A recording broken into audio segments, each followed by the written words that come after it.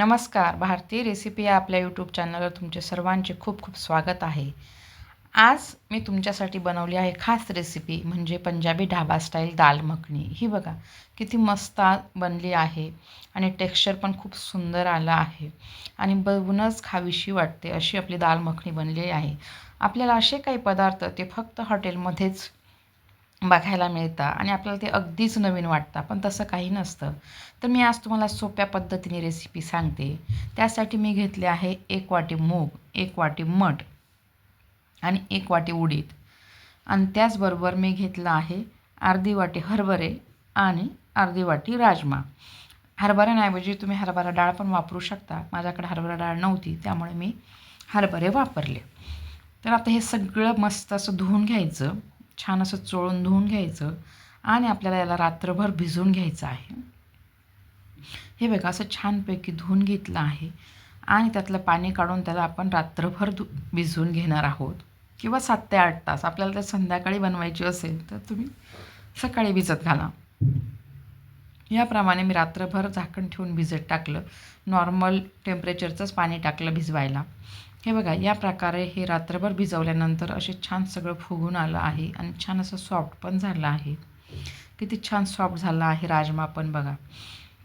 तर आता आपण यातलं पाणी काढून घेऊ आणि हे आता आपल्याला एकदम सॉफ्ट होईपर्यंत शिजवून घ्यायचे. तुम्हाला जर शक्य असेल तर तुम्ही पातेल्यात शिजवू शकता. फक्त त्याला टाईम तुम्हाला एखादा तास लागू शकतो एकदम सॉफ्ट व्हायला. ते तुम्हाला टाईम बचत करायचं असेल आणि मला पण टाईम बचत करायचा होता म्हणून मी अशा एका कुकरमध्ये सगळे धान्य किंवा जे कडधान्य आहे ते टाकले आणि आता मी त्यात लसूण टाकला 4-5 कळ्या आणि 4 हिरव्या मिरच्या टाकल्या. त्याचबरोबर मी टाकलं 1 चमचा मीठ आणि हे सगळं मी गॅसवर आणि अर्धा चमचा हळद हे सर्व मी गॅसवर छान असं झाकण लावून पाणी टाकायचं, भरपूर पाणी टाकायचं. म्हणजे जवळपास जेवढं आपलं हे सगळं आहे धान्य त्याच्यापेक्षा थोडंसं जास्त म्हणजे डबल. आता आपण मंद आचेवरती 4 शिट्ट्या करून घेणार आहोत आणि हे सगळं आता आपण फोडणीसाठी वापरणार आहोत. टोमॅटो वापरणार आहोत. अद्रक, लसूण सुरुवातीला आपण अद्रक लसूणची पेस्ट करून घेणार. अद्रक लसूणची पेस्ट आपण साधारण करणार आहोत 1 चमचा इतकी. अद्रक लसूणची पेस्ट केली आहे. एका भांड्यात काढून घेऊ. मी ह्या ताटात ठेवलं होतं त्यातच काढून घेते. साधारण 1 चमचा भरून झाली अद्रक लसूणची पेस्ट. हे बघा. त्याचबरोबर आता आपण जो टोमॅटो चिरून घेतला आहे त्याची आता छान अशी प्युरी करून घेऊ.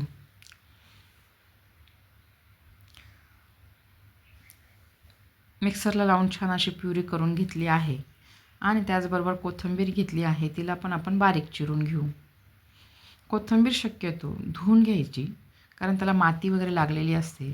आता आपल्या 4 शिट्ट्या आपण मिडियम आचेवरती छानपैकी काढून घेतला आहे आणि छानपैकी कुकर थंड झाला आहे. हे बघा आता आपण कुकर उघडून बघू कसं शिजलं आहे ते. हे बघा राजमा आणि हरभरा पण छान शिजला आहे. आता आपण बारीक करून घेऊ म्हणजे हे सगळं स्मॅश करून घेऊ किंवा जर याच्यात जरा पाणी जास्त झालेलं आहे तर पाणी थोडं कमी टाकायचं आणि छान चमच्याने जर एकजीव केलं तर हे छान असं एकजीव होतं. म्हणजे पूर्ण पूर्ण पावडर पण नको बनायला म्हणजे अर्धं सगळं. हे बघा अशी कन्सिस्टन्सी आली पाहिजे.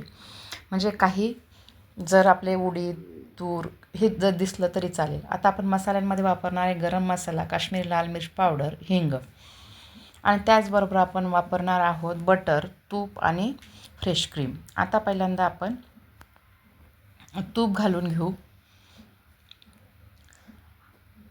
3 चमचे तूप घेतलं आहे. आपण तूप गरम झालं की त्यात अद्रक लसूणची पेस्ट टाकली. छान अशी शिजवून घ्यायची. त्याचा कच्चेपणा पूर्ण निघून गेला पाहिजे. छान तेलात तळून घेतले की छान कच्चेपणा निघून जातो. छान तळून झाला आहे. थोडासा ब्राऊन कलर आला आहे. आता आपण जी टोमॅटोची प्युरी करून घेतली आहे आता ती छान तेल सुटेपर्यंत या तुपामध्ये छान शिजवून घ्यायची. एकसारखं हलवत राहायचं म्हणजे छान असं साधारण 3 ते 4 मिनटं लागतात. एकसारखं हलवत राहिलं की छान असं यातलं पाणी प्युरीमधलं आटून जातं आणि छान असं शिजते टोमॅटोची प्युरी. हे बघा रंग बदलला आहे, म्हणजे आपली प्युरी शिजत आली आहे. छान हलवून घेतलं आहे. आता आपण यात मसाले घालून घेऊ. 1 चमचा गरम मसाला पावडर, त्याचबरोबर 2 चमचे काश्मीरी लाल मिर्च पावडर. तुमच्याकडे जर दुसरी तिखट लाल मिर्च पावडर असेल तर 1च चमचा घाला. हिंग टाकला चिमूटभर. आता हे छान तेलात तळून शिजवून घ्यायचं.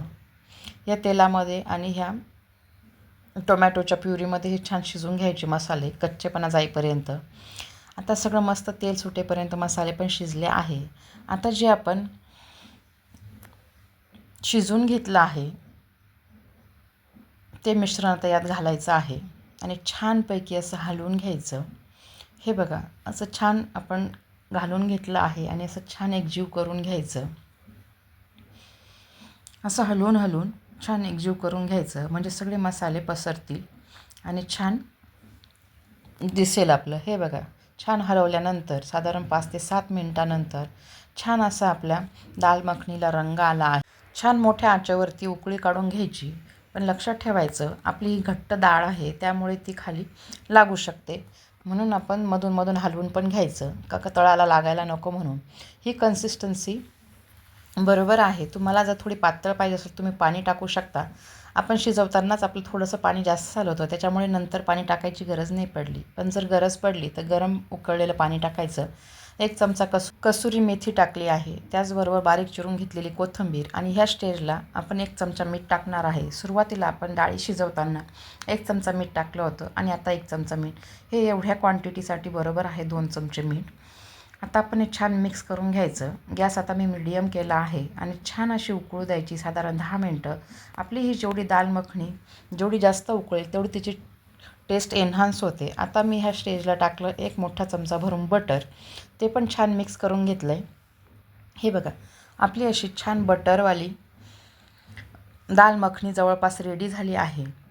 हे बघा किती सुंदर रंग आला आहे. मंद आचेवरती उकळते आहे. त्याचबरोबर आता आपण यात फ्रेश क्रीम टाकून घेणार आहोत. ही घरच्याच दुधाची क्रीम काढून घेतली आहे. तुमच्याकडे नसेल तर तुम्ही रेडीमेड पण वापरू शकता. हे बघा अशी फ्रेश क्रीम टाकून घेतली आहे आणि खूप छान अशी आपली दाल मखनी बनवून रेडी झाली आहे. आता एकदा छान मिक्स करून आपण गॅस बंद करू शकतो. साधारण ही दाल मखनी बनवण्यासाठी एकंदरीत जवळपास मला अर्धा तास लागला. हे बघा किती मस्त अशी आपली दाल मखनी बनली आहे. तुम्ही पण या पद्धतीची पंजाबी ढाबा स्टाईल दाल मखनी बनवून बघा. तुमची रेसिपी कशी बनली ती मला कमेंट बॉक्समध्ये सांगा. आणि अजूनही चॅनलला सबस्क्राईब केले नसेल तर सबस्क्राईब करा. तुम्हाला जर रेसिपी आवडत असतील तर तुम्ही बनवून बघा आणि तुमच्या रेसिपी कशा बनल्या ते पण सांगा. आणि व्हिडिओ पूर्ण बघितला असेल तर लाईक करा, कमेंट करा आणि शेअर करा आणि बेल आयकॉन बटन नक्कीच दाबा, म्हणजे तुम्हाला मी जेव्हा नवीन रेसिपी टाकेल तेव्हा ती तुम्हाला नक्कीच दिसेल. आणि तुम्हाला माझ्या नवीन रेसिपी पूर्ण रेसिपी बघितल्याबद्दल तुमचे खूप खूप धन्यवाद. थँक्यू. आभार.